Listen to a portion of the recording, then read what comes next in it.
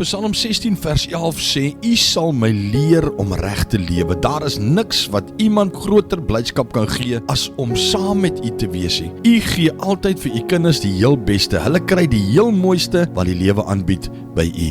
Jy sien, Dawid was besig om leeu's en beere af te weer toe Samuel gekom het om hom te salf as koning. Sy eie pa het die Dawid se potensiaal erken, totdat die ou profeet die olie oor sy kop uitgegooi het.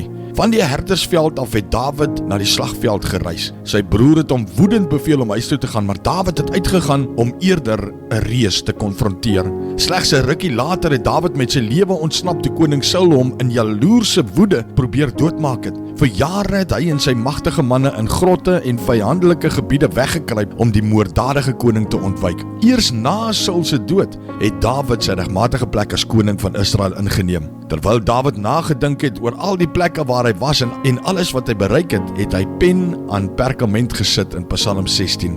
Vreugde het nie gekom van mag of posisie, die oorwinning van die stryd of die leuksheid van die paleis nie. Dawid het die volheid van vreugde en die teenwoordigheid van die Here ontdek. Aba Vader, baie dankie vir hierdie woord. Dankie Here dat ons vreugde nie lê in hoe dit met ons gaan en dit wat ons het en dit wat ons besit nie, maar in U.